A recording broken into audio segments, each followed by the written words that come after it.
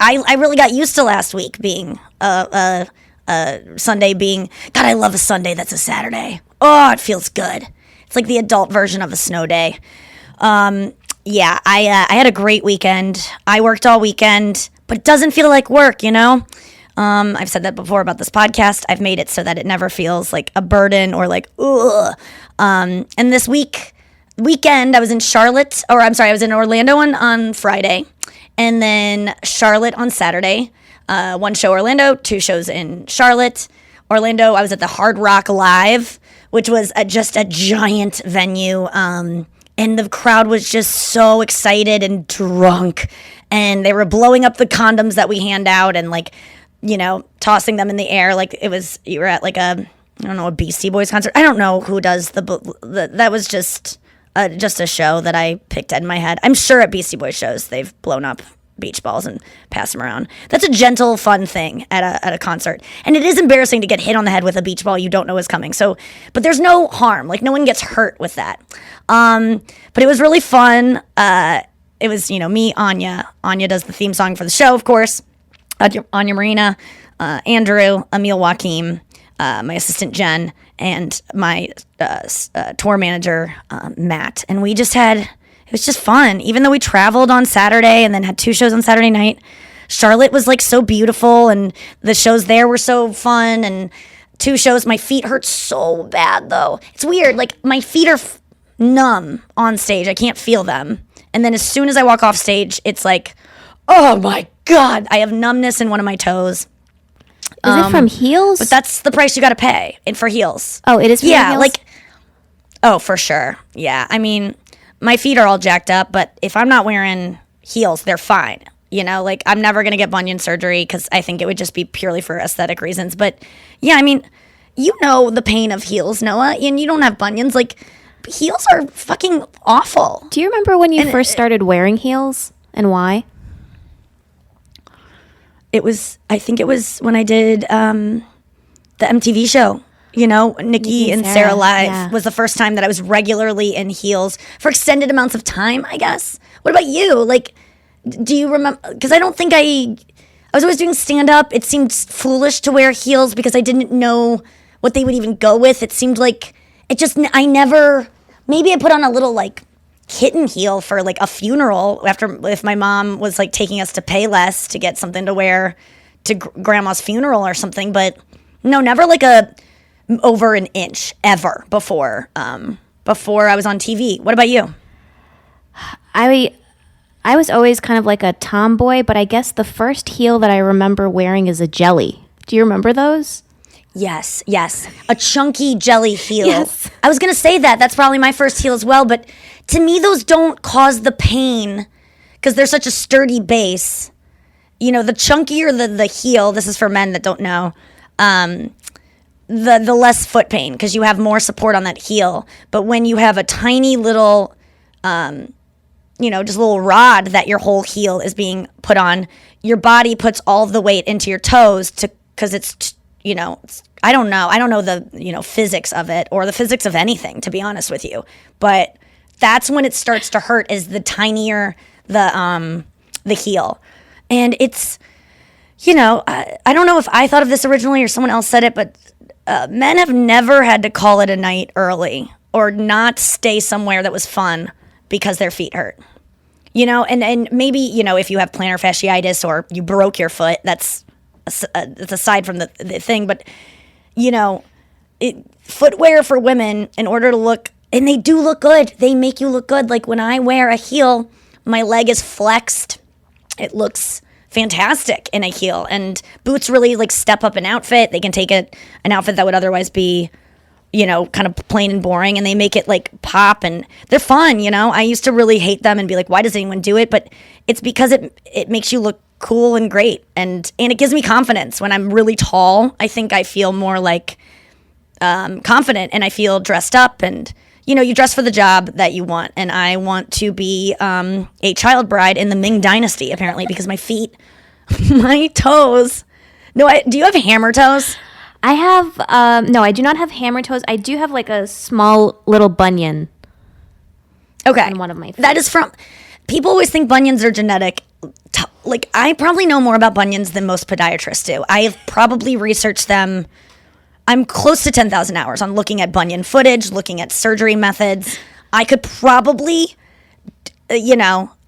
surgically take out a bunion because I've watched all like the instructional videos that people in med school watch. Like, they're on YouTube. I know pretty much everything about them, and they're not genetic. Do you know what is genetic? Everyone goes, they're hereditary, which I don't know the difference between genetic and hereditary. That's why I probably shouldn't be a surgeon at any point, but they're not passed down. The thing that's passed down, it might be the structure of your foot, which lends itself to be more prone to bone modification. Like, maybe you have a wide foot that your dad has bunions, and my dad and I have the same feet. My dad has bunions, I have bunions. We have the same legs, everything. But what causes bunions is footwear. If your foot is taking the shape of shoes that you wear. So my dad had a lift in his shoe for most of his life because one of his legs was longer than the other, and some doctor was like, yeah, you got to get a lift in your foot, in your shoe. And then it came out that it was like he didn't need it, but his lift in his foot and his shoe caused his foot to slam harder into the toe bed, which made it into and he worked for years wearing those shoes that men wore, like that make your feet into a triangle. And so I have the hammer toes. So can I see your bunion, Noah? Yeah, sure. I'm really into bunions. It's actually on the photo of us from Mexico. Someone had to very conveniently point it out. Oh, really? Yeah. Can you see it? Wait. Is it on your, wait, no. Will you do it a little bit towards your, yeah, there we go. Oh, so it's on that side. I can't get a good look at it from my perspective, but I know that all our foot guys are enjoying that video if it ever surfaces. Yeah, it's only going to get worse unless you make sure you can do exercises, you can do different things to help it. But bunions are not it's because of your footwear, you guys. I got bunions on one trip. My feet took a different shape after one trip to New York, 2006. I wore flats from Old Navy that were too small because I was trying to slip into smaller shoes because it's probably, made me feel daintier. And my feet just took the shape of this little ballet flat. And so I have hammer toes, which makes your toe normally lays straight. And mine are now clawed, and they look like they're just curled up like a little scared snail. And there's nothing you can do about them. And I'm so grateful now, though, that I have no shame about my feet. I was recently talking to someone about bunions, and I was like, Meghan Markle has bunions. Oprah has bunions. Paris Hilton has bunions. I don't feel bad about it. I'm just going to wear it. And I think Kerry Washington, like, there are, a lot of, even Jennifer Aniston, I think, has a little bit of a bun. But then I went and Googled Meghan Markle's bunion to show someone, and the bitch got it fixed. She got it fixed. And I don't think it was for medical reasons. Like, I think it was probably for aesthetic reasons. It's like, girls, who cares about your feet? That is such an intense surgery. You got to be off your feet for 12 weeks if you get them both done. I think it's 6 for each, and you can't do them both at the same time. And don't write to me about lapiplasty and all the different kinds that you can get that are less invasive. And when you mess with your feet, you mess with everything. So you're taking a huge risk. I've heard just a lot of horror stories, but I like mine now. And I'm like, if someone is grossed out by them, I'm just like, that's your problem, not mine. I love my bunions. I'm gonna let them breathe. But there are times where I like a guy, or like I'm around a guy that I'm like attracted to, and there's a little bit of me hiding my feet, just in case he doesn't love me enough yet to see that side of me. Because some people are just like grossed out by feet. And, I could argue, like, I don't want to be with a guy that wouldn't be turned off by my feet. But, like, people have their things. Like, I don't like mayonnaise. And if a guy is, like, eating a mayonnaise sandwich, on a first date, I would be like, you're disgusting. I'll never love you. But if I already love that person and he likes mayonnaise, and he keeps that thing from me until I love him, I can accept it. You know what I'm saying? Thoughts? Yes, I think so. I used to pay a lot of attention to my feet as well, which is why I stopped wearing heels, because I wanted the bunion to not get any worse. And I realized that unless guys are really into feet, and even if they are into feet, they like all the, like weird shapes and forms and stuff. So it really just didn't matter.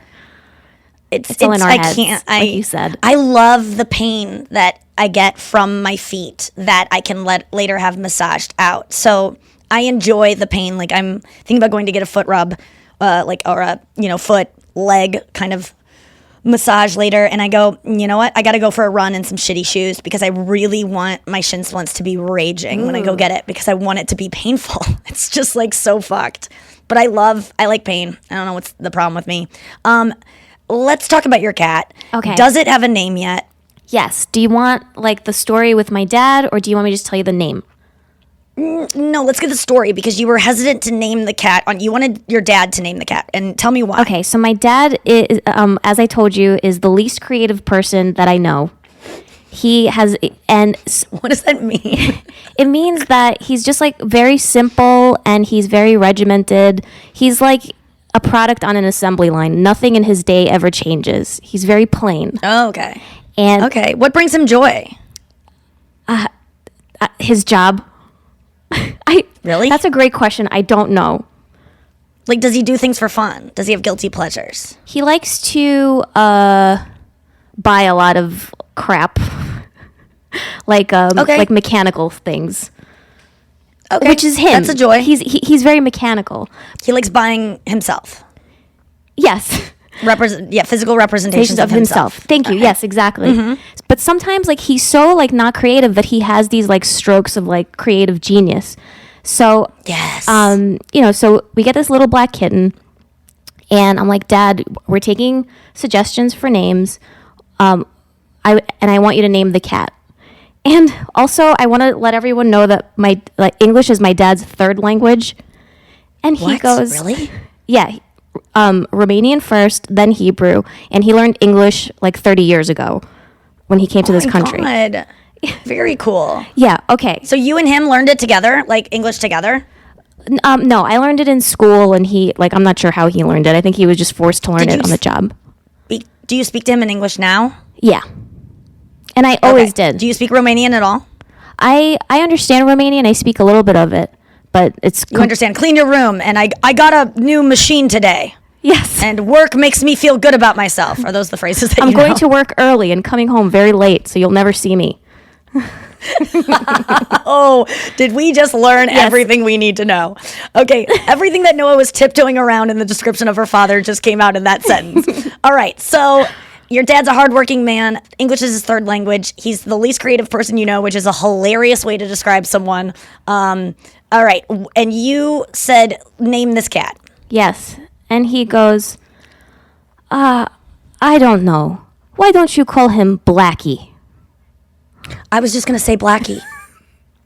But like, that sounds I know. I'm like, Dad. not... I cannot call my dad my cat that. Like, No. no. I don't think you. Yeah, it's not gonna. It's That's politically not gonna, incorrect, and but he had no idea. Like, I literally was gonna say, did he say Blackie? But I didn't even want to say that to even put the. But the cat is black, and it's it's cute, and you add an e to things that are cute. Yes. Boom, Blackie. yes. So I like explained to him like why we're not calling the cat that. But what we did decide to call him, he purrs so much. You start petting him and he purrs like a little motor. So we're calling him Buzzy because he buzzes when he purrs. Oh my God. That's a great name. Yeah, so Buzzy. I love it. That's a great, honestly, did you come up with that though, or did your dad? No, we came up with it because we're like, we have to name something. We have to name him something around his purrs because it's just so cute. I love Buzzy. I was thinking you were going to call him Purry or Persian or per capita. No, that's so cute, Buzzy. I've never heard that and it reminds me of Buzz Aldrin. Yep. Who was, was he the second person? Yeah, Neil Armstrong and then Buzz Aldrin. He was the second man on the moon. Yeah, and Buzz Aldrin is a little kooky, which is just like the cat. A little kooky, but He's a very little sweet. kook? Is he a kook? Buzz Aldrin? Yeah. Oh, yeah. He's like known for that. He's a little off. But the guy's been in outer space and then he's come back to Earth, so. Oh, damn. He made a cameo in 30 Rock that I have to play because it was so funny. I put it on my story the other day. Buzz Aldrin was on 30 Rock. I did not remember this episode, but Tina Fey's character is talking about, she's like, 32 in the show, and everyone's saying, like, you need to be married, like, you're an old maid, and she's just, like, feeling so sad about it.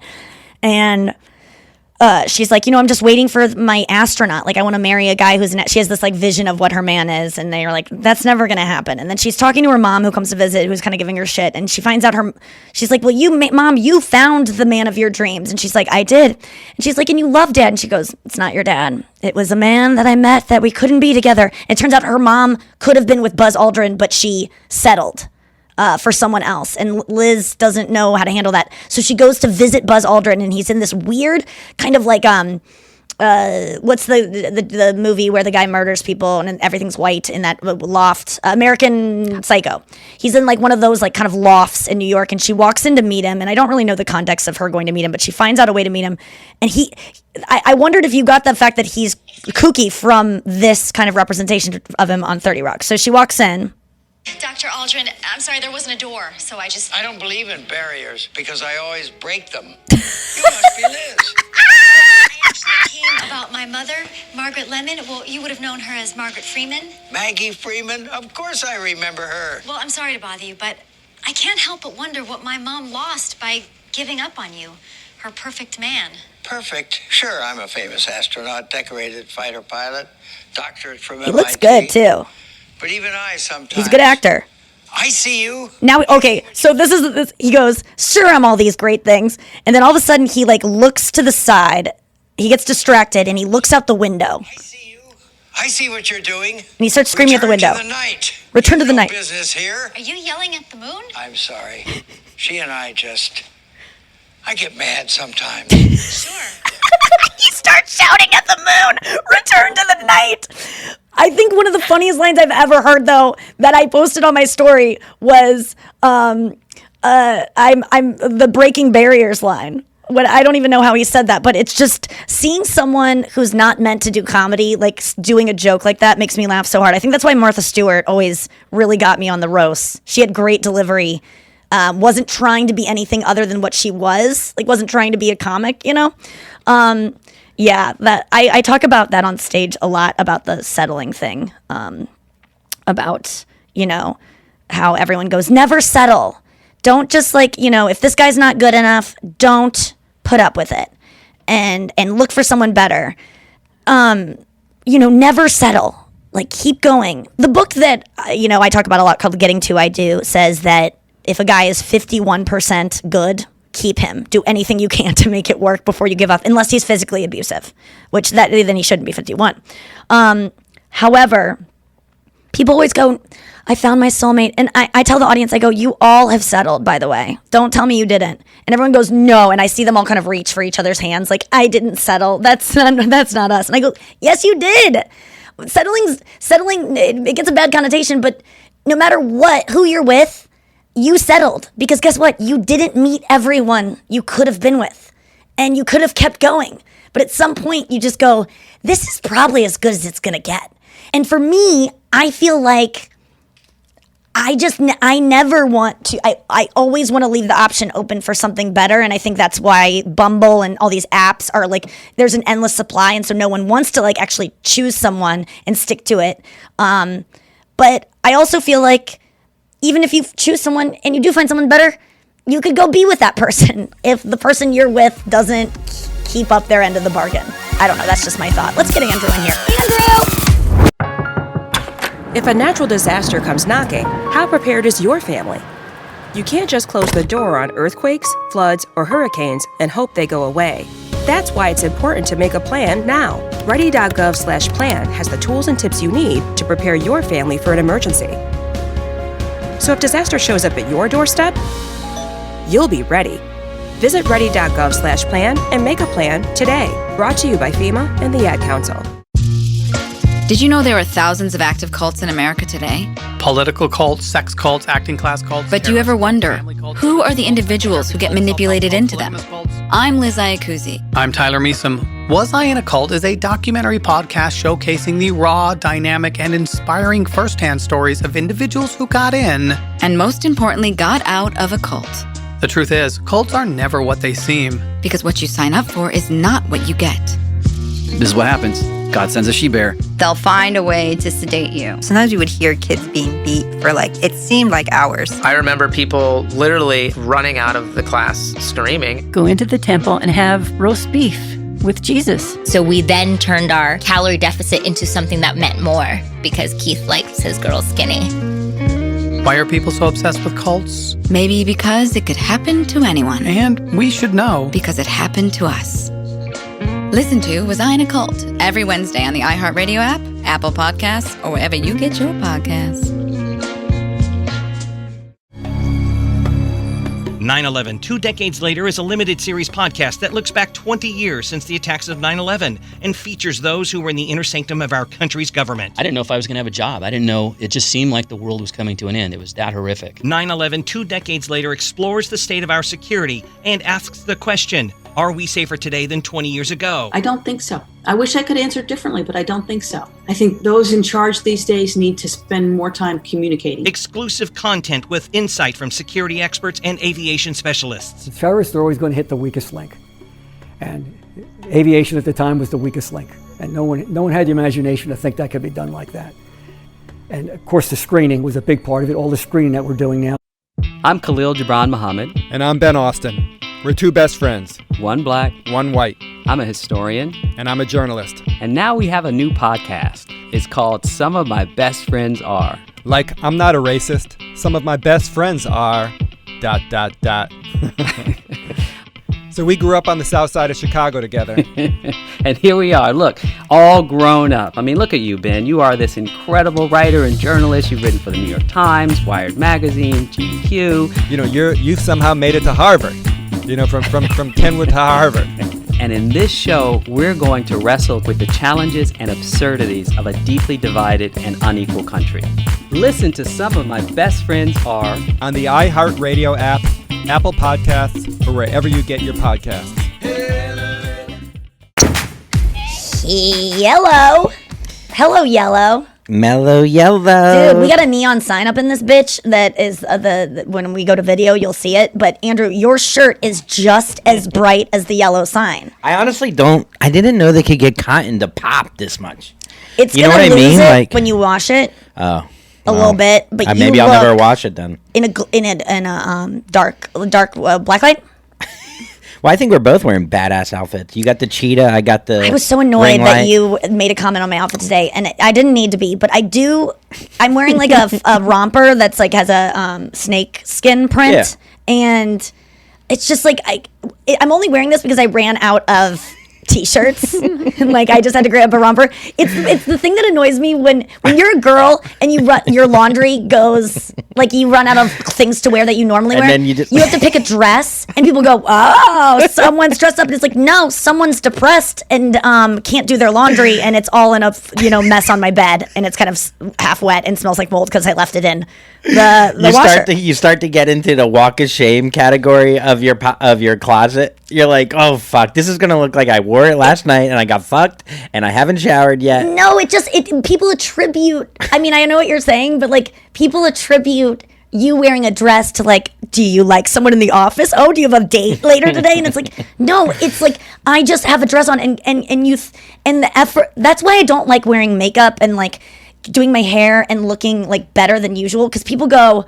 oh, and then it makes me feel like, God, I must look like shit all the other times. And also the effort that went into this was like nothing. Like, okay, yes. I resent when they credit my effort. Actually, I like when I put a lot of effort in and I get attention for it, because then I go, it makes sense. I put in effort. But when I just put on something that is easier, honestly, than putting on two separates, and you go, okay, all right, someone's dressing up. I'm just like, oh, it's not that. My thing is like it's an innocuous comment. You know what I mean? Like, I'm just seeing it. I come out of my room and you're in cheetah, and usually you're in Lululemon or some kind of workout outfit or like something like a Taylor Swift shirt. It's something different. It's gonna catch my eye. Maybe I shouldn't mention it, but you know what? No. If there's a cheetah in my living room, I gotta say something. Yeah, that's a good one. Thanks. But you were in your room, and I just wanted company while I ate my breakfast, and I wanted to like talk about like stuff that we don't talk about on the podcast and stuff. So, you were like sneaking in your room, and I go, are you going to take a shit? And you go, no. And I go, what's going on? Can you come out here? And you were just like, and I go, what are you doing? And I don't want to have to be like, are you masturbating or whatever? I'm not jerk off in the morning. But and I knew that too. I know your sketch for some reason on that. And down to the minute. I just know you're not a morning jerk off guy. It just doesn't No, strike me as it's- that thing you do.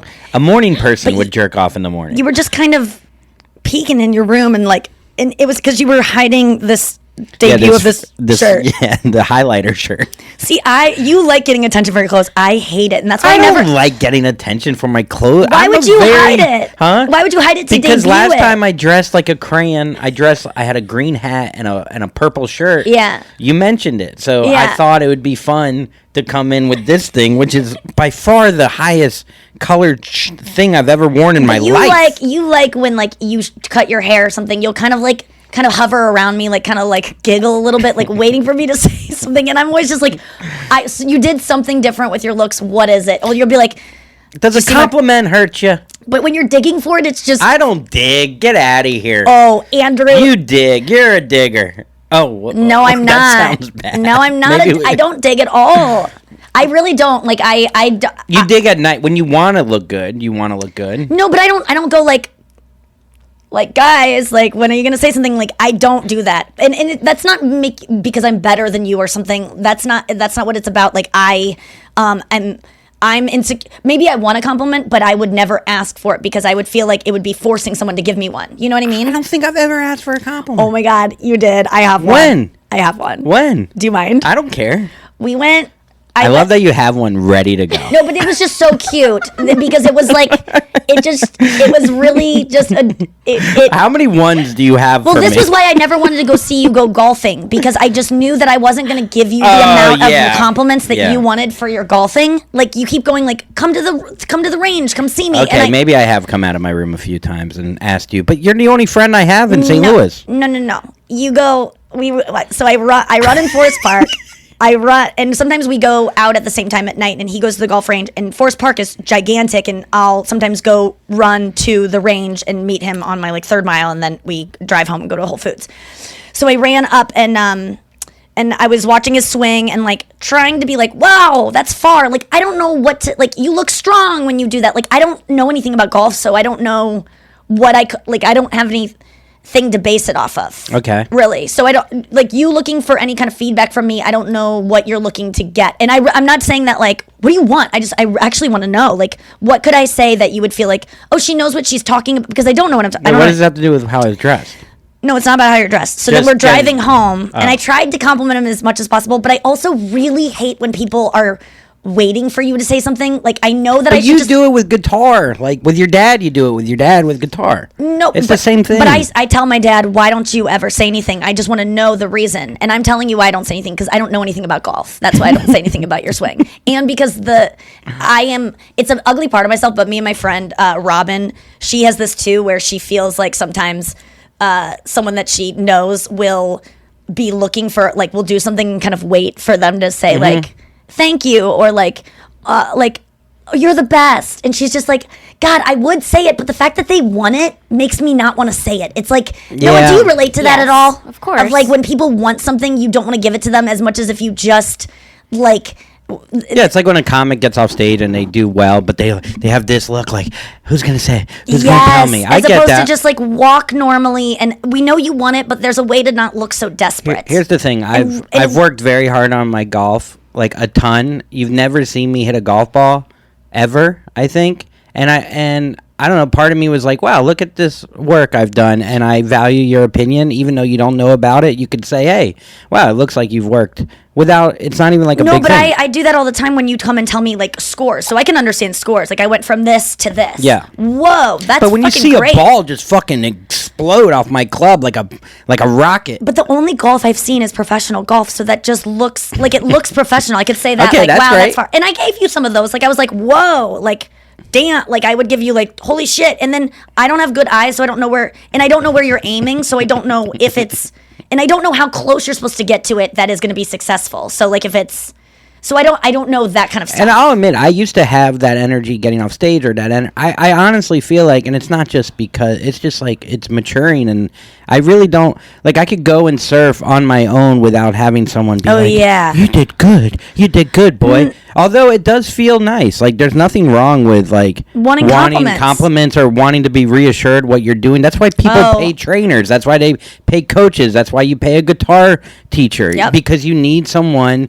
to lie to you. I was talking to someone about going back for I know. Well, not lie to you. I hate when people lie to me, but yes, I know. I'm just joking, but yeah. But you're right though. Like there's nothing. I mean, I did a special about it. Like, I love compliments. They direct me in every course of my life. Yes. But they have to come from someone whose opinion I actually value. Where I just didn't know that.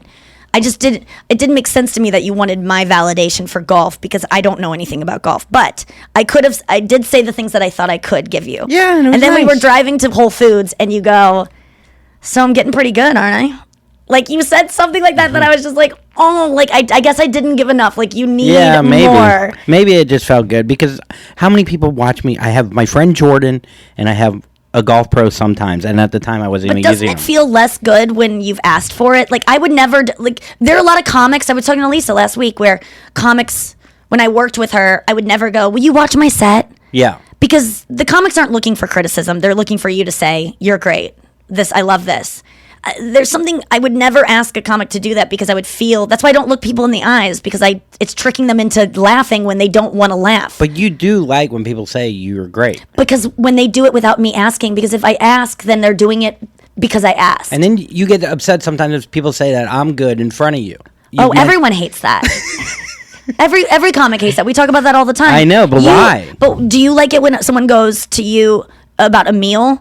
I would think it was great. I honestly would take no offense to it if he walked right past me and said, Emil, you were fantastic. It wouldn't hurt you at all? Not wow, really. You're a stronger person than me. I'm not trying to brag. I'm not trying to I'm just saying it's interesting, because compliments, I don't know, compliments are weird. I do, like, I remember. See, I don't like that, not because they like you, or I'm like, I'm not as good as him. Yeah.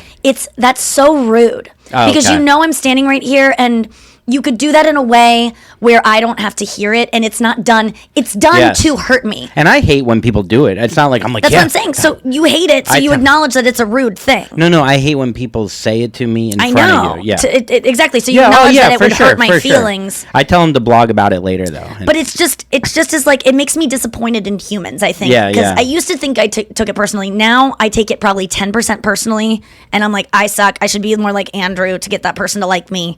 And then the other 90% of me has all the other reasonings for it, of like, they're just a rude person. Something I said triggered them. They wanted to. It often happens with women, where they're like, there's something they didn't like about me, and they go, like this girl this weekend. She goes, "Can I be honest? Can I be like?" Oh no, what did she say? She goes, "Wait, I'm just gonna tell the truth. Can I just tell the truth?" It was one of the girls we met in Orlando. Oh. And she was like lovely to us up until this point. She was like, I stayed for your show. I'm a huge fan. I was like, oh my God, I found out Nikki Glaser was going to be here. I'm staying for the show.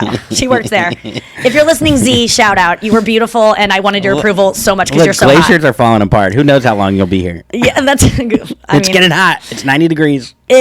She was like very lovely, and she was like, I work at this venue. I never stay for shows, but when I found out Nikki Glaser was here, I was like, I love her. I'm staying. She was very complimentary. And then she said to Emil in the elevator, like, he was great. And I thought that was kind of rude because you were there, and I was like, oh, that sucks. But I don't think you heard it because you were talking to someone. Then we get to the meet and greet, and she's standing there too, and then she kind of goes, wait, can I just be honest? Can I just like no lie? Like, she says to me, you were great, but like you, and then she pointed out, she was like, he was funny. Like, he was funny. To who? You. Oh. And it was like, what? We don't need that. Like, why can't everyone be, it's not a competition. It's human nature to do that. We always in front do of that. People? Oh no, I think it's terrible. People have no empathy. Like, if you were in a position where you were like, your coworkers, and someone said that to you, like, people just don't. Do you think it's also humility? But just like with accepting and giving compliments, humility has something to do with it? Well, the recipient is kind of like not a part of this complaint that I have. Like, what are you saying? Oh, sorry. So I'm sorry. So going back to receiving compliments and giving compliments, a person who is humble would not be expecting the compliment, but would probably receive it well. And then a person like the person that you interacted with at the show is someone also who could use a little bit more humility to not say something like that. I think because I gave her compliments too, because I was like, you look like Jamie Lynn Sigler. Do you ever get that Meadow from The Sopranos? And she was like, I do get that. It hasn't happened in a while. Then she revealed to us that she was like, I got to get home to she was like, I have kids. And she goes, I have a 24-year-old. And I go, boyfriend? She goes, son. And I was like, what the fuck? Did you have a baby when you were 2? And then we joked that she tells everyone that, so because everyone has that reaction. Yeah, I mean, I have a 700-year-old son. Yeah, we started being like, my son is older than me. My son died of old age, and I'm just...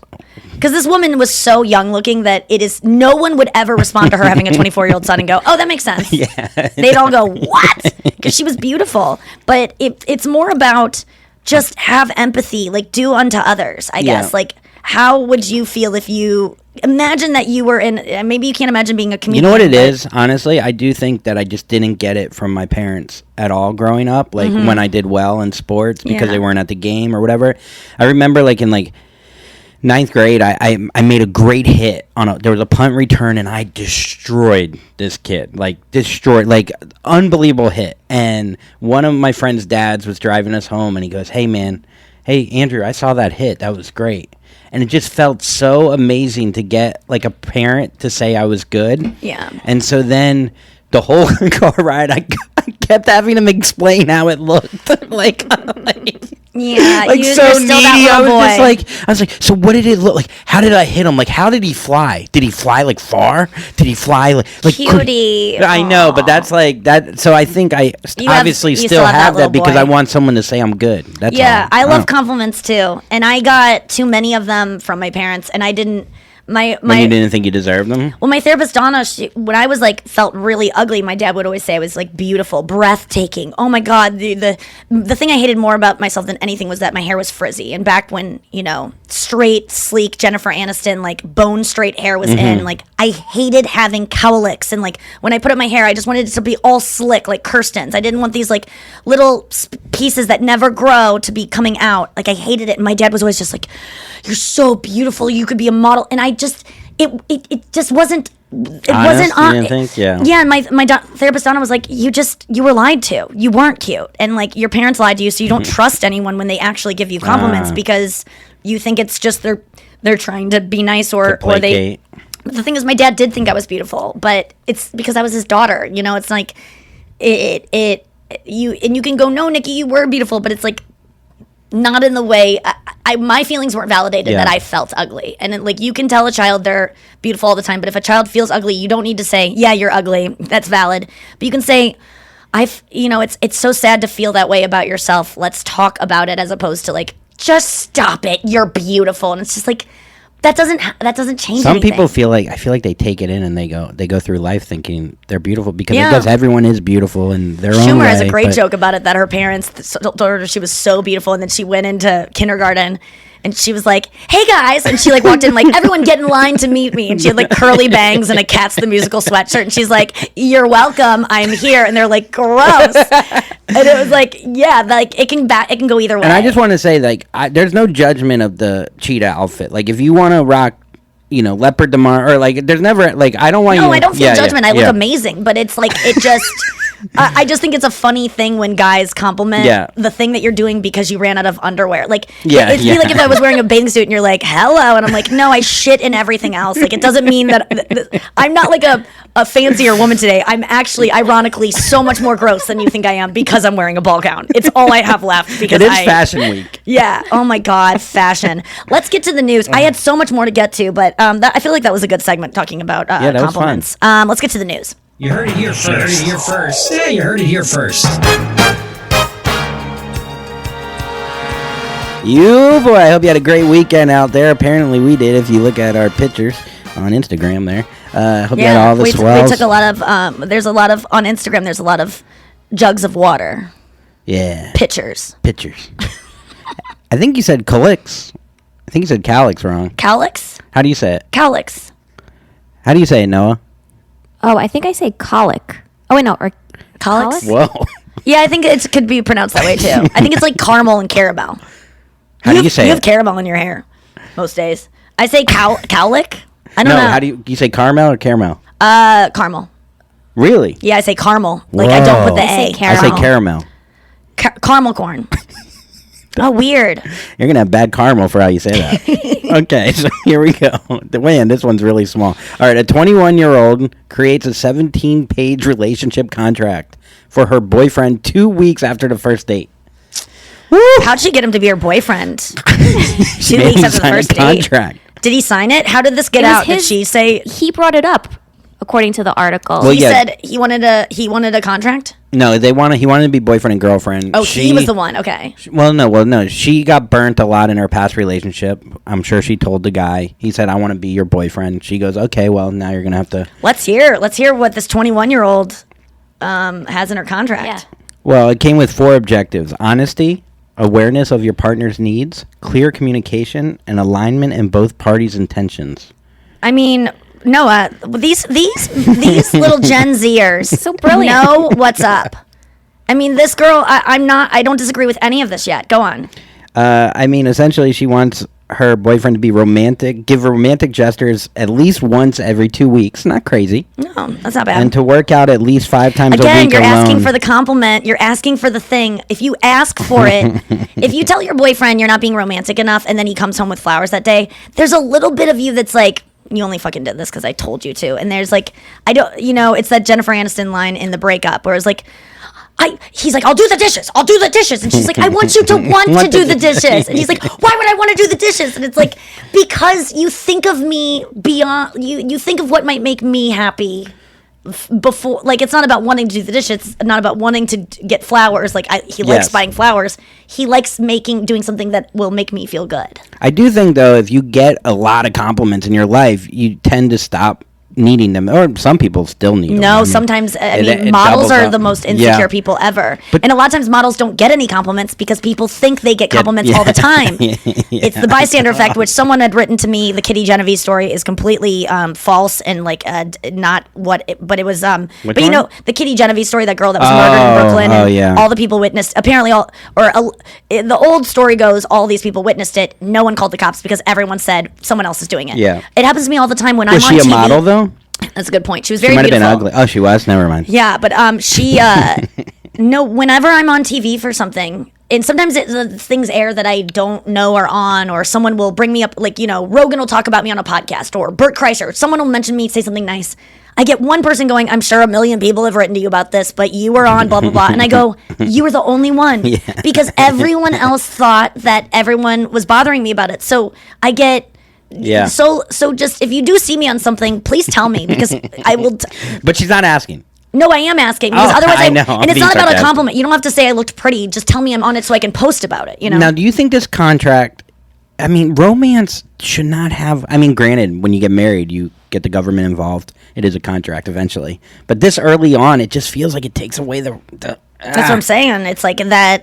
It's so like nice to meet. It's like leave the business at home at work. The word and- contract does suck some of the romance out of it. But let me say, like, these are things that you need to actually have these things figured out before you enter into a relationship. And you should know that a relationship is a lot to ask of both parties. You're going to close yourself off to other opportunities, shut down a portion of your life where you could be open to meeting someone. If you're looking to get married and have kids, time is of the essence, especially as a woman. And if you're going to devote your time to one person in cultivating a relationship, you better know for damn sure that person at least has the things in mind that are going to make you happy. So, yeah, having a contract is a little much, but I think it's Maybe more there's for something clicks in than the- anything. Yeah. And I think that, the fact that we know about this means this person knows how to work social media in a way that is, makes things sticky and Also, 17 pages. I mean, I hope it was Courier New and triple space. yeah, I mean, that's... But all the things she's asking for, like, I don't know, when I go on dates now or look into dating someone, I want to know what are their thoughts on marriage? What are their Do you have five questions that you would? What are your top 5? You think? Or top 3, maybe. I really like asking someone, if I asked your ex-girlfriends what would be the number one thing that they would complain about you in a relationship, Okay. and I'll share mine too, as honestly as I can. And write down their number for references. I like to, you can't really ask someone, do you lie? But you can get a sense of their how honest they are, just by kind of observing how, like I was out with someone recently and they had told a story, and this was just like a friend, but it just showed me who they told a story where they lied to someone just to get out of a thing that they didn't want to do with this person. But it was just an innocuous, like, I'm not feeling well, but it was really about they didn't want to go. And I'm like, just say you don't want to go. Like, you don't have to. Now you lied and said you're sick, so then they're going to follow up and ask how you're feeling, and then this, and the person eventually revealed to me, I got busted for lying, like, about it. Like, later on, it came back. This thing that I thought they'd never check up on, it came back that I lied. And then it's way worse. And it's just, you're entitled to not want to go do something. Like, it doesn't mean that you hate the person. The person, if they take it personally, that's their problem. And you can say it in a gentle way. So things like that I test for, like, honesty. Kids, do you want kids? Is that a deal breaker for you? Because I'm not sure. Now, that's when I kind of push because I feel... Push for later on? Yeah, I feel scared that... it's a bit I get so scared. Yeah. Like, well, it wouldn't be if you really knew you wanted kids, like, for sure. You should know that a girl that you are seeing doesn't want that ever. No, I feel bad too because I want someone to be inquisitive and ask me questions and try to figure out like what they're kind of getting into, but at the same time, you just don't want to feel like there's a like a checklist going on of like, you know, what you're doing, how well are you doing it? It just feels very like Noah, what do you corporate. think about the kids question? Because for me, I am on the fence about it, which is a perfect answer because I could go either way if someone doesn't want them or wants them. However, I am 37. Yeah, I think it's cool to be totally fluid with that and, you know, to not even have a set answer because I was always like, I don't want kids. And then I met a person who I really love and care about. And then I was like, oh, okay, I think I really want to have kids now. This is weird. So I think it's okay to be fluid with that's it. you, though. There are some people that know they don't want kids, like very definitively. I didn't want kids up until like. I wonder if okay, that's a good point. All right. Did it change too when you moved to? I'm not like from Arizona, from New York. I feel like when people live in New York, the feeling of wanting kids is like it's dreadful. Like I have to get. Yeah, get them in school. I got to pay $9 million just so they get I'm gonna be one of those women like on the train who like if you're not cute enough, no one will help you with your fucking baby thing. And then the baby's crying and everyone fucking hates you. And like, oh god, yeah. How am I gonna get through the turnstile with the baby carriage? Everything is thing? just times a million in a big city. Yeah, that's a good point. Did it change for you, Noah, moving out to the West? I think it definitely encouraged me to. Absolutely, yeah, 100%. I couldn't imagine. Yeah, having dogs when I was in LA. I mean, I don't mean to make but it was just so. It was a non-starter. I mean, it was not a non-starter. It was a no-brainer. It was like, of course, get a dog. I want a dog. I have a yard. It's nice outside all the time. And then moving to New York, I was like, this is fucking hell. Well, you lived up a 5-flight walk-up. Transportation is. What's Remember up? when Nikki lived in that 5-flight walk-up and having to take Mary? Oh yeah. It was brutal, and it never occurred to me in getting a dog out west that would ever be there would be a scenario where the dog would be such a burden. But now that's my hesitancy with kids is like I don't with COVID. No parents knew that they would have to be around their kids 24 hours a day. Like we didn't know that there were like war and like apocalyptic things that could happen, but nothing like COVID. No parents signed up for having to do that. And my heart goes out to so many parents that had to homeschool their kids and be around them so much, especially moms that, you know, the dad was able to be out and like, you know, just working from home with kids. No one knew that when they signed up for kids. And that was me moving to New York was my COVID kind of. It was like, shit. My brother, I asked him about that. I was like, does it suck that you can't go to the office? And he actually, I don't know. I mean, who knows if he's lying or not. But no, I'm just kidding. But like he said he liked the fact that he got to spend more time. Like some people. But they have nannies. Yeah, yeah. If nannies. Yeah, but a lot of people have nannies that you still have to be with the kids. I understand that. But yes, if you don't have any help, it sucks. And you live in a 2-bedroom apartment and you have 3 kids and you have a husband. Yeah. You're already making minimum wage and now you're both out of work. Like, fuck, dude. The kids are supposed to usually be in school like school is it's a babysitter school. Yeah. So yeah, I don't know. Yeah. But deal breakers in terms of stuff, it's interesting. I'm, you know, in dating and realizing like, is it worth it to me to put up with the stuff that I don't want to put up with in order to have someone who will be around and be like my person? Like, is it worth it? Because it's a huge sacrifice to be in a relationship. You lose so much, you have to give so much. For kids or just relationship at all? No, in a relationship. I think it's just everyone thinks I always just wanted a boyfriend and thought that's an easier life, but it isn't always. I really, now going into it, realize I've been fine single most of my life. I'm really happy. And so you really got to make my life better in order for me to put up with all the bullshit that comes along with a relationship, because no relationships are going to be perfect. You're going to hate that person at times. You're going to want to scream and yell at that person. You're not going to want to go to the thing that person has to bring their spouse or their partner to, because you want to go do your thing, but you have to put them first. It's like there's a lot of sacrifice to regularly fuck someone and have someone be there to like call the electrician or whatever you need a partner for. You could always add an addendum to the contract, I guess. Yeah. You know, like, oh, I didn't even know I was going to hate this about you. I mean, I bet Article 14. I bet that girl's going to add some stuff. What's the next story? Research reveals that anxiety makes people more attractive because anxious individuals appear nicer, more engaging, more interesting, more conversational, have an alluring vocal tone, all of which increase desirability. What was that word? I don't know. I think it might be a typo. VOAL. Vocal? Oh, yeah, you left out the C and made me look like a fucking idiot. Okay, that makes sense. Like, but I would say that stupid people are more attracted to people with anxiety, because if you're anxious and a people pleaser and like want everyone to like you, and you're like constantly like worried about things, so you're like, I'm more engaging, and I'll tell a funny story and ask you about your day because I'm so nervous about this, and you. Wow, Jimmy Fallon. It's done from a place of you don't like yourself, and the people that are just like can keep to themselves and just know that they're okay alone are maybe less attractive because they seem standoffish, but it's because they don't desperately need approval from others, or they're complete already. A partner might increase their life, but like they're not going to attract as many people, I would guess, because we know the general public is easily duped. We've seen it with yes. Politics, social media, how it's made people Fox News, people can be brainwashed so easily. So of course someone who suffers with anxiety and has learned to put on a mask, and kind of mask their anxiety with friendliness is going to be more attractive. I guess it is nice though to know, like, if I'm going out on a first date, I don't go because I'm too nervous. I get too nervous. Like, it's a negative thing. Like, it is kind of nice to see it as a positive.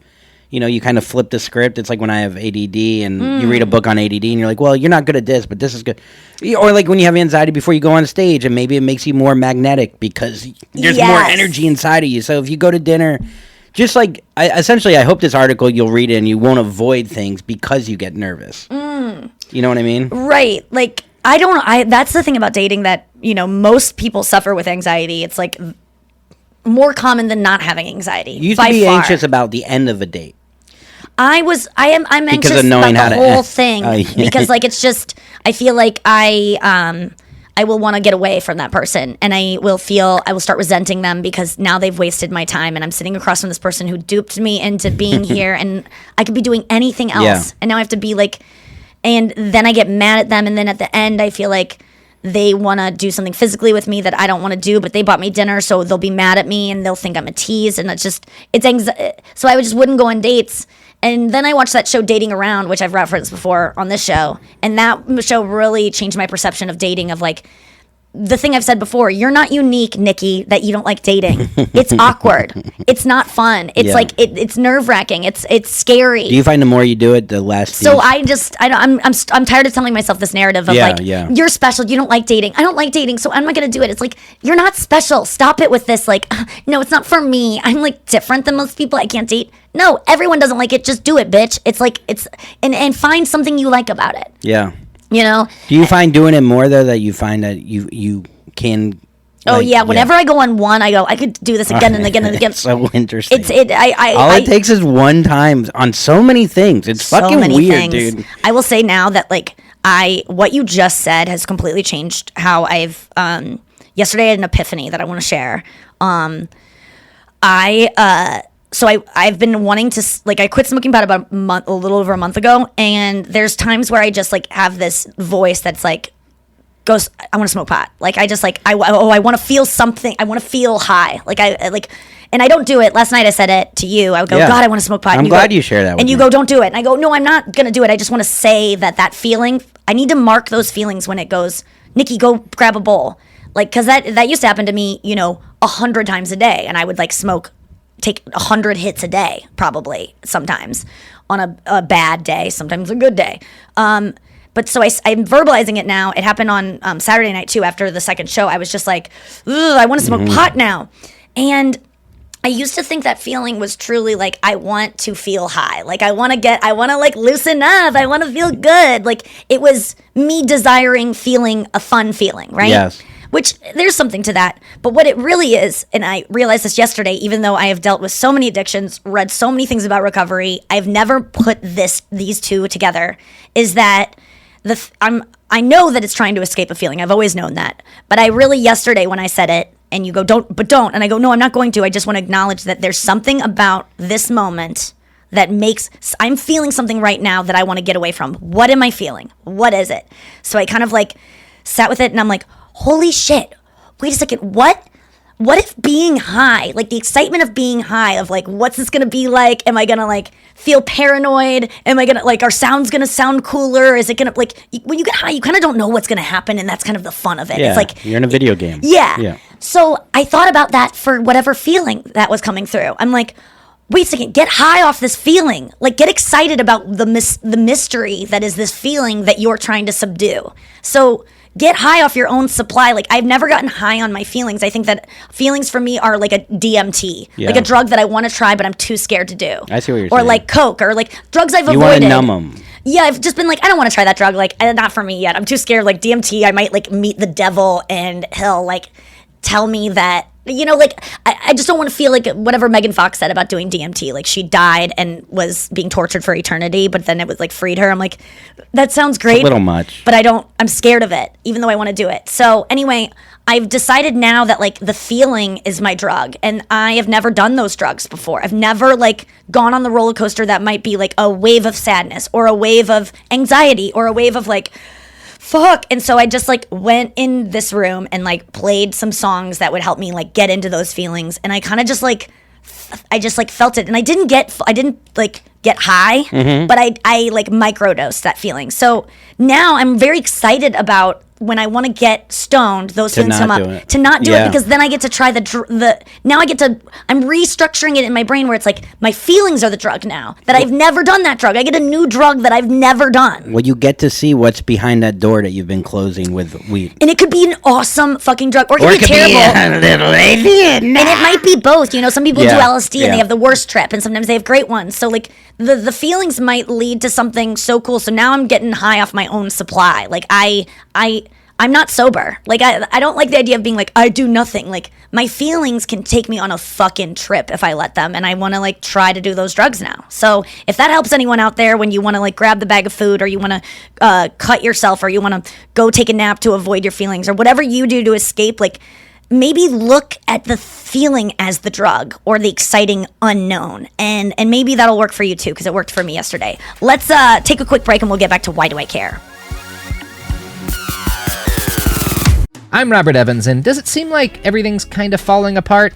That's because it is. First off, climate change is hitting a lot harder than our most optimistic predictions had anticipated, and that's leading to infrastructure falling apart. It's leading to food and everything becoming more expensive. It's just going to cause a lot of continued problems, and weird problems, like, you know, remember when toilet paper wasn't available? That kind of weird. It's gonna keep happening, and we're also gonna continue our lurch into authoritarianism, and that can be kind of scary.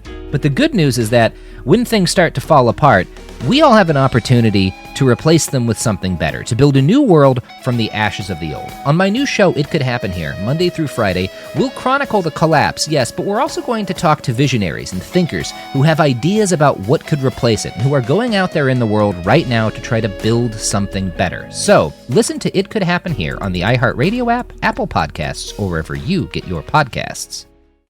Hi, I'm Enrique Santos, co-host of the new podcast, SOS Cuba.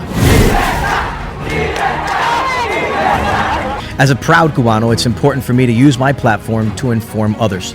That's why I'm teaming up with my friend, Telemundo journalist Jose Diaz-Balart, for a 6-episode show that explores the anti-government demonstrations in the communist-run island. We're discussing the history of our beloved Cuba, what led to the recent protests, and why people are calling for change. A group of special guests weigh in on what's next for our Comunidad Cubana, and what does U.S. involvement look like, and why the words Patria y Vida resonate so strongly at this moment. Listen to SOS Cuba as part of the My Cultura Podcast Network, available on the iHeartRadio app, Apple Podcasts, or wherever you get your podcasts. Hey everybody, it's time for today's STEM tip. Want to know how to make your selfies even better? Okay, let's use science. The best time for photos is golden hour. That's the moment right before the sun sets, when the atmosphere scatters blue and violet wavelengths, making perfect, soft, and golden selfie light to show off that beautiful face of yours. Click. Check out Chic and STEM for more inspiration. A message from the Ad Council. Why do I care? All right, Andrew, why do I care? I ask myself that every day, even when we don't do the show. Yeah? No. I hope you No, haven't- you asked me, am I getting pretty good at golf, Nikki? Look, it was one time. Okay, Billie Eilish apparently shades Jennifer Lopez at the 2021 VMAs in a diss caught on camera. As Jenny from the Block made an appearance at Sunday night's VMAs, There's no she way. received cheers and claps from the audience as Billie Eilish sat still. Billie was in her own head. Billie's very anxious. There's no way Billie is throwing shade at anyone. If you saw her documentary, she is a sweet girl. She is a huge Justin Bieber But fan. haven't She we doesn't think she's heard- cooler than anyone. Haven't we heard nightmares about JLo? We've heard that she can. No, I've heard both great things and bad things. Oh. So I don't trust either of them. And Yeah. I'm guessing she's just a person that has different sides to herself. Yes. But I've heard she can be really lovely to people and like Well, so warm. apparently they've met each other before. So what happened was Okay, let's everyone's see it. clapping, Yeah. and Billie just goes like this. Yeah, I mean, It's obviously ridiculous Let's that see we're it. even talking about it, but it's... no, I mean, I actually do care about this. Okay, so it's a reaction shot, and she's not applauding. I can't really see it that well. Not smiling, very stiff. You know, when you got a camera in your face for a 2.5, 3 hour show and your reaction is being recorded to everything, there comes a point where you are exhausted from clapping and smiling, and you're maybe thinking about the fact that you didn't just win an award or the fact that you just break your performed rings and you clap. forgot one of the lines. Like, that's the face you make. There's a story about a comedian Now, who what did if a it roast. was intentional? It's just, I mean, 1,000%. What if it comes out that JLo, talks shit or, was mean to her in the past? well, then good. She should sit there stoically. But Yeah. I just don't think that was what was happening. And I think people want to read into stuff. Yeah.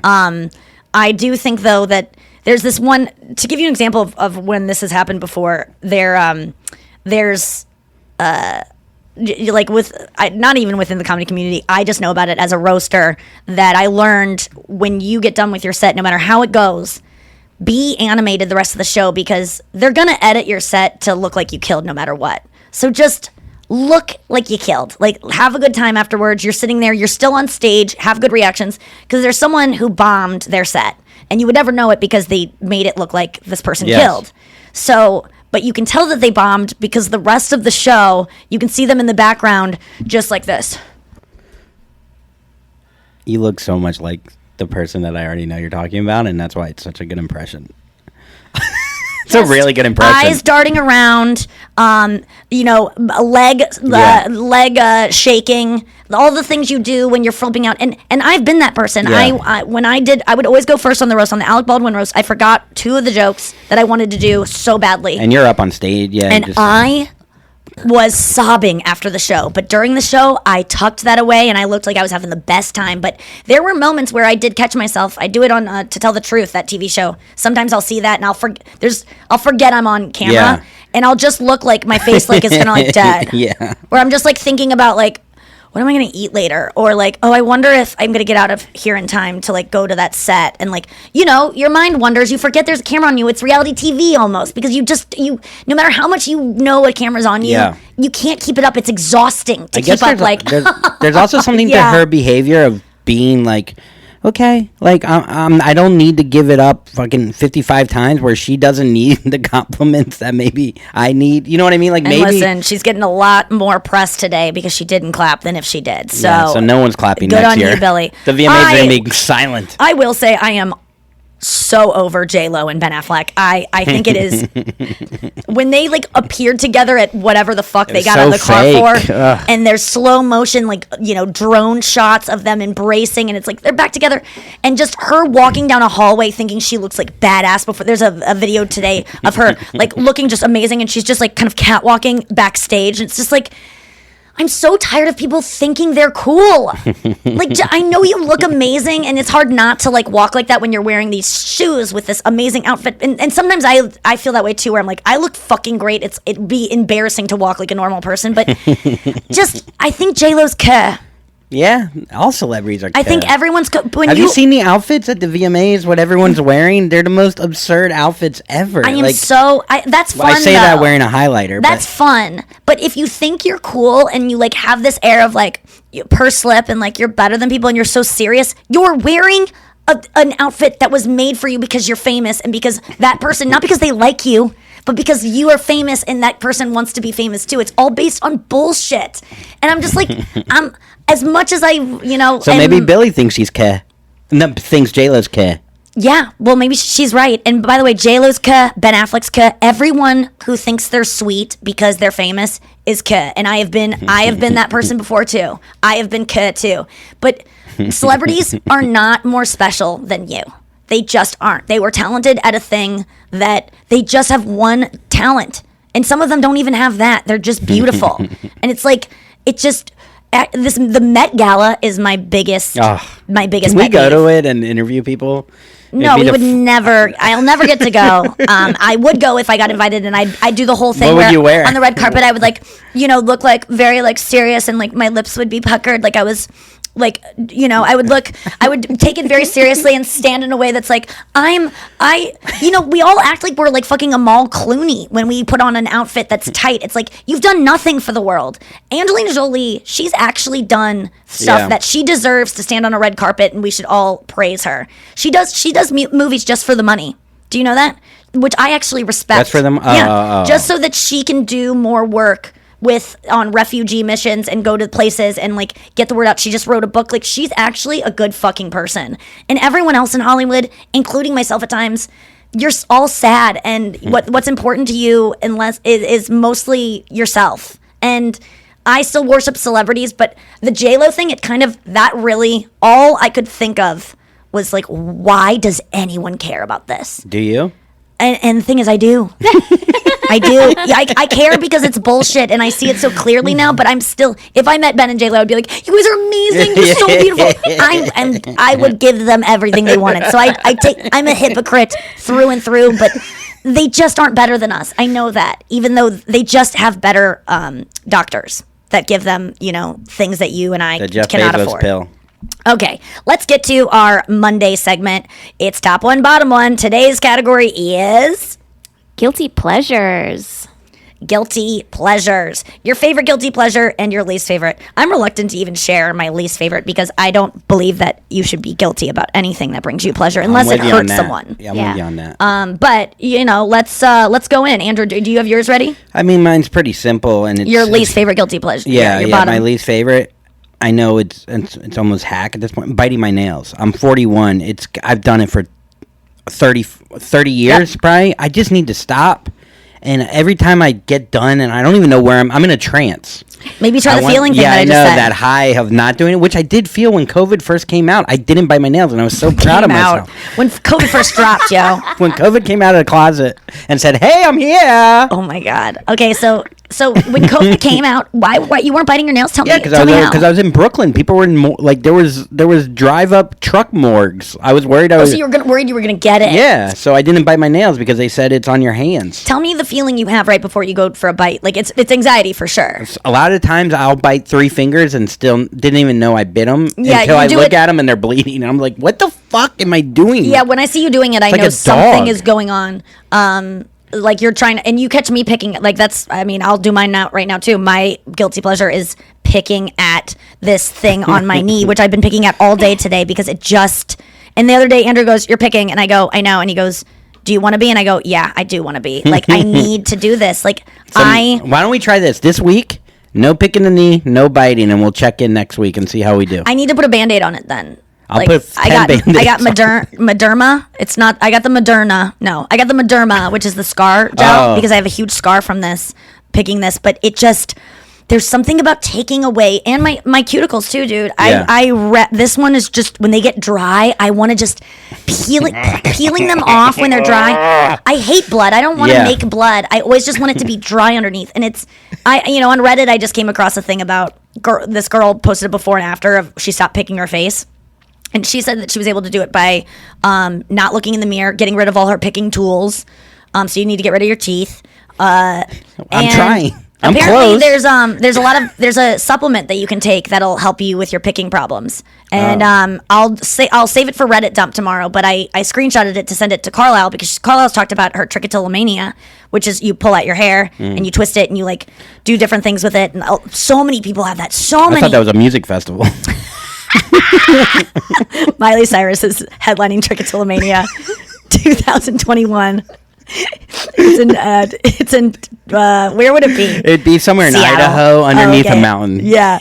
Oh my God. Ham drip. Okay. So yeah, that's my guilty pleasure, is picking things. I love picking dry. So let's do that. things. So let's try. Yeah. I'll do it if you do it. Okay, besties who pick. Yes, besties pick, bite nails, or trichotillomania. When you want to go do it, like if you catch yourself doing it, it's okay, but just see what happens if you try to stop, or you like put gloves on. Do something that'll like, because I'm gonna put a Band-Aid on this, because if I have a Band-Aid on it or pants, I can't, you know. Yes. However, I do think that is just putting a Band-Aid on the problem, literally and figuratively. Like it's more than that, but it is going to feel the feeling that comes up. What is it? Can I borrow some of your clear nail polish to put on? Do you have clear nail polish? I would love to paint your nails, not clear nail polish. Oh my God, maybe I will. Maybe that will make me not bite them. Okay, Noah, what's your least favorite guilty pleasure? Well, I don't know if I would say it's my least favorite guilty pleasure, but it's very like a misunderstood guilty pleasure, and it's my love of wrestling and watching wrestling. Okay. That's what trichomania sounds like. Yeah, that does. Sounds like WrestleMania. That's so funny. They just trick each other. So your love of wrestling, like WWE. WWE. There's other like organizations that have just like the like sports entertainment theater. I love it so much. It makes me so happy. And who in your life doesn't understand? Like, is it something you feel like embarrassed about because it's just like? This is why she moved to Arizona. It's isolating myself. Be around other people. Does Avi like it?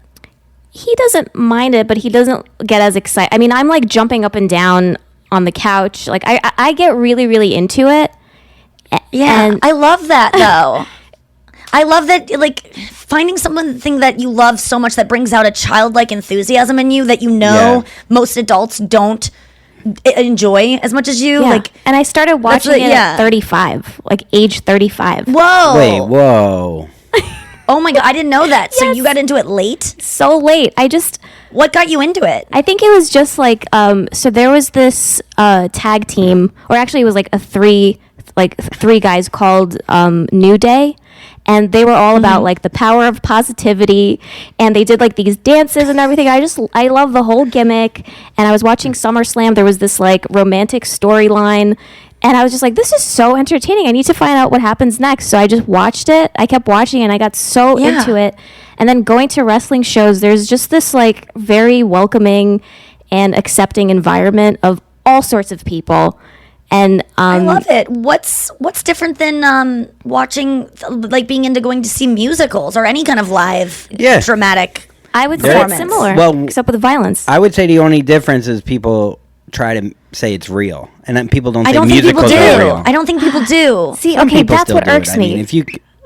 The whole real thing. That's the rub, is that everyone thinks that they're claiming it to be real when no one's ever claimed it. People that don't know don't assume that the people that like it think it's real, but the people that like it know that these people are. Yes, children think it's real, just like children think. I think TV shows if we are put real. out a poll, I think more adults go. They might not say it's real fighting, but they'll say the pain's real, because it is. The pain's real, the struggle's real. Yeah. But as much as Keanu Reeves is really Neo, like he does train and does know how to do a lot of things that most people don't know how to do stunts wise, but he's not Neo. Like, and I think Noah, this is the thing about wrestling that I always rolled my eyes at, is I assumed wrestling fans thought it was real. The truth is, people who aren't wrestling fans think that wrestling fans think it's real. they are in on the joke too. Is that correct? Yes. I mean, for me personally, I just appreciate the fact that they can like last for these matches for like almost an hour. They have to be like funny on the fly and or improvise these promos and stuff. So it just like, I just appreciate the effort that it takes to be a good wrestler. And it's a lot more than just a script. I would almost go back to the JLo thing and say that like that is theatrical as well. Like this person is clearly like a mom who wears sweatpants and works out to have that body, and there's so much behind the scenes that you don't see, and then she's on a red carpet and it's all like, you know, it's improvising that you're a queen, and we can say she's a queen, but she's not royalty, but we're treating these people, Ben and her, like, and I don't even think that, you know, royalty is really anything. It's just a... But every VMAs act, I feel the same way. Like, I really, almost every one, they're all wearing, like, the most absurd things you've ever seen. It's fun, though. That's why the VMAs are fun. I know, but I'm saying, though, JLo's doing that same... she wasn't doing anything absurd, or to me, at least. It's not about her outfits. It's about the way she walks and, like, just this... Like, there's just just the way that they move, where it's just, like, you think you're a princess. Like, it's a persona. You're just a person... persona. And you know what? I take on that as well sometimes, but I just want you to admit it. You know, like it's like the comedians we talked about, that they'll be off stage and they're talking normally, and then they get on stage and they're doing this voice, and it's just like, just admit you do a voice. It's okay. You're performing. But JLo, you admit, don't Maybe she would admit it if you talk to her. I don't know. I'm just saying, I'm not trying to play devil's advocate, but maybe she's aware.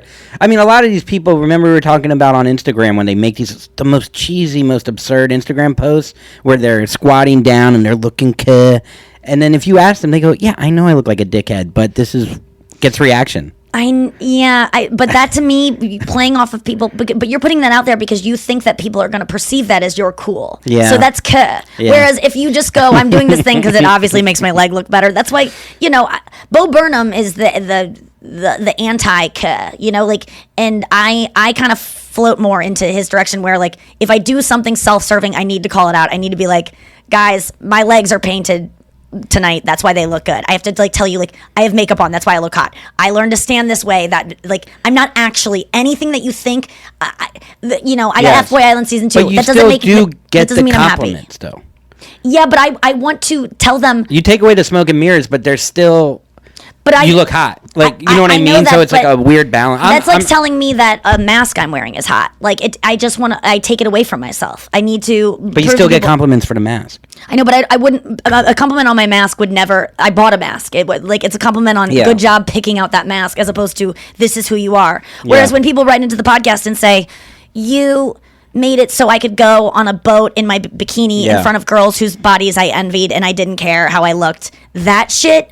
That I don't have to go, you only did that because I lied to you. That shit you did because I was me. Yeah. And I can let those compliments in much easier than, oh my God, your waist. Well, I'm sucking in so much and I'm dehydrated. That's why my waist looks like that. Let's talk about soon. Yeah, let's talk about the real facts. Okay, so number one guilty pleasure, your favorite thing you never want to give up, you're not embarrassed about. I guess my obsession with high school football. Mm-hmm. Like, it just feels like laying in the dark at 1 a.m. watching a bunch of high schoolers play sports. Man, if it makes you feel good. And I love it. Like, I love it, but too. I can see how it could be something like that. That's why I want to like sports. Someone wrote into our podcast, to the Instagram saying, you know, Andrew would think this is but pro athletes, they go, what college did you go to? And people start saying their high school instead of their college. And she thought that I would think that's but I think that's cool. I love the high school shout out. I love high school sports because it's not tainted yet. Also, the kid that isn't the best athlete can maybe get on the field, and there's just a pureness to it that just goes away. Is it because that's as far as you went? I mean, that might have something to do with it, for sure. Like, I didn't experience the other stuff. It would be weird if I loved high school musical theater. You know what I mean? Do you? No. Oh. No, they're trash. They're not good. I mean, some of them are good, but, like, there's standouts, but most of it is bad. And there's some, I guess, humor in that, but... But don't you think about the fact that, like, oh, wow, this person got to be the understudy or tree number 9 or whatever, who people didn't believe in. And but I then- want to know that, like, in retrospect. I don't want to know it in the moment because I'm not going to be paying attention to Jewish townsperson B. I'm going to be paying attention to the lead and going, God, she's probably going to get everything in life. And, like, I would be too jealous of watching younger people. There's just something pureness about it. I think with drama and stuff, yeah, if you get on Broadway, I mean, that's a whole nother, that's the pros, right? Mm-hmm. But anything in between that, it's just the higher up you go, the more it's done just for money. And and I can't wrap my head around these people caring. I just don't think we talked to our friend Joe Buck, and he's like, baseball players, they'll go 0 for 5, and then they're in the locker room like laughing, like they made $100 million. Like, we could take out There's Joe's some innocence name, but to it. Yeah, no, we don't need to. I think you would be fine saying that. I love Joe Buck. It's so nice to be friends with someone whose voice you hear. Yeah, I want him to do a meditation app. Yeah, I love his voice. It's so confident. He just has a swagger. I'm just like, I hate to say I'm like horny for his voice. I said that Andrew was watching football in his room yesterday, and I wanted company, and I go, you can watch it in the living room. And I go, is this Joe Buck? Because I was listening. And I was like, God, it just like, I love it. Maybe it's because it's just familiar, but I was just like, I want this on because I just love hearing someone who's so good and comfortable at doing something that to me, he's so good at not having like announcer voice and not having too serious of a voice where it's like, I don't know, it's just St. Louis, man. St. Louis friendly, like real. I don't know. I just love it. Okay, let's go into a final thought. And Noah, what is your number? Your number one is what's your number one, Nikki?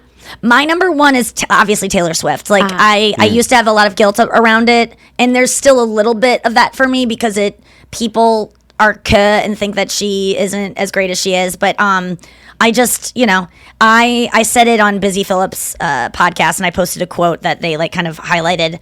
Her kid Birdie, they love Taylor Swift as much as I do, and she was like, you would really get along with Birdie. And I was like, Birdie and I feel so lucky that I love something that so many people are just like, why do you like that? And that's why I like to hear about wrestling and about your high school football thing. Like, imagining you in your room, like, loving watching this thing that, like, brings you so much joy, and you don't have anything riding on it, like Taylor Swift, like, there was something that someone sent me recently that said, like, sometimes I want to kill myself. It was like a really dark thing, but it was like, sometimes I want to kill myself, and then I realized, like, I might miss Taylor's, like, next album. And I did a joke about it in the show that we shot, where I was going to do this show called Obsessed with Nikki Glaser, and it was like all things I'm obsessed with, and our pilot episode was about Taylor Swift. And I made the joke, but this was inspired by real events where I was crossing the street and saw my life flash, like a car almost hit me, a truck, like seconds, and I was like, my first thought was, thank God I didn't miss, like, Lover is coming out this week or something. Like, I don't want to miss the 10-minute version of All Too Well, because it's just gonna feel so good. It's gonna feel like I just got sad thinking that so many people had that feeling with the Beatles, or like so many bands that just stopped performing together. Oh, when John Lennon died, like, I can't imagine the sorrow people felt. And, like, I understand now, like, if something happens to her, it'll be just as bad as losing, like, a friend to me. And people might, like, joke and be like, if something ever does happen to her, and, like, people should reach out to me. Like, it will be, like, a very bad time. And I was affected by fucking Anthony Bourdain dying, or, like, there's a lot of people that could die, and I would be very, Tom very... Petty got me pretty good. Yeah. Even though he was older, but he wasn't old enough, Yeah, no, it's just, it makes you so sad. Noah, what is your number one? All right, well, I am a sucker for a good pep talk. So, like, all those, like, videos of, like, motivational speakers, and So funny you say that, because Nikki just started doing it before we go on stage. Yeah, I started doing, like, a circle where we just, like, hold hands. Well, not COVID, we touch elbows, and we just kind of do a pep talk of, like... That's awesome. Before we start performing. They kind of do it on every music documentary I've seen, like, usually... Justin Timberlake. I remember Amy used to do it before her, like, theater shows when she started. Just, like, getting everyone on the same page, like, reminding everyone nothing matters, and, like, just have fun kind of thing. What kind of... who's your favorite pep talker? Are you Goggins girl? I don't mind Goggins. I do really like him. I like that guy Ed Milet. I didn't know him until you were on his podcast. Yes, Ed's great. And then there's a guy, he's, like, very New York. He's from, like, a New York hardcore band. His name is John Joseph. He does these, like, pep talks in, like, the Bronx or something, where he lives, when he's walking his dog, and they're always, like, so, like, motivating, and he's just like, go out there and do something, and it just puts a little pep in my step. Do you like it when you're already in the mood to be pep talked, or do you like it when you're Anytime. feeling like okay? Because sometimes I don't want a pep talk when I'm feeling low. Like that's the last thing I want. I was reading a lot about. I should have said 9/11 is my guilty pleasure that I'm ashamed of. I love I don't love 9/11, but I like every 9/11, especially on these big, the 5-year, 10-year, 15-year, 20. I go hard, and I gotta say there is an article in the Atlantic that you gotta read about 9/11, and it's I posted it on my story yesterday. It's not gonna be available by the time you get this, but I just want to direct you guys to it. That. I sent it to Anya, and she goes, "I don't want to read this because I'm not in the mood to read something sad." But it's like reading the best documentary you ever read, and it's the Atlantic. You can go on their Instagram, and it's called "What 9/11 Did to One Family," and it took me a half hour to read. It's a really long read, but it's made me cry of happiness, sadness. It's beautiful. So. Watching footage of 9/11, watching the waving woman, if you've ever seen that footage, that's a new one to me. There's always something new that's like, oh my God, what's something. The thing that I love about 9/11, and I say love being like what I'm fascinated by, and Sam Harris maybe it wasn't Sam Harris. Someone was talking about where I read that we don't, as much as we know about it, we don't know the individual struggle of people who died. Like, we'll never know what they saw, what they witnessed. All those people died. We don't know what killed them, what they thought, what they felt. Like, there was no survivors really that have the story of standing next to someone who died next to them. Like, you either died or you didn't. There was no in between, really. On 60 Minutes, there was 9/11 phone calls of people that were just. Oh, I've heard them all. Yeah. Oh my God, there's one that you listen to, and he's just like, "We're in the tower." Yeah. Oh my God, and then it cuts out, and it's like the worst thing you've ever heard. But I don't know why I don't like that stuff, but I. It's like why you like murder documentary, or why people do. It's morbidity. That video I watched, the other thing you posted. Yeah, that was amazing, right? With Avencio in Virginia, and Mike the flight attendant. How good was that video? I got really choked up. I did think of a really funny thing though. We gotta post it on our story, Noah. Yeah, and we should Can talk we post about a link tomorrow? to that video? Yeah, let's talk about it tomorrow. Go watch that video. It is something that I think if they made mandatory in schools to watch, or like made mandatory for human beings to watch it once a year, it just made me be so much nicer to strangers yesterday, and to have so much more empathy for a situation that you normally be like, God, what the fuck, like annoyed. We should all be like Mike. Like Mike, yeah. When he was like, "What can we do to help you?" It was like, that question. He goes, "You don't need to say sorry to me." Yeah, it was I hate to tell you, but Mike lost his life when he was at the age of like 50 something. I know, he's gone. We don't know what he died of. It was a Reddit, I read the Reddit thread, and it was like Mike's dead, but what a lovely man when he was around. And I'm so glad we have that memory of him, and like I want to disseminate it. I want to put it out there. I want everyone to see it. Spread this video. Go watch it, and we'll talk about it tomorrow. See you on the podcast. What a fun show today, even though we went to some dark places at the end. Have a good one out there. Be kind to each other, and I mean that not in an Ellen way.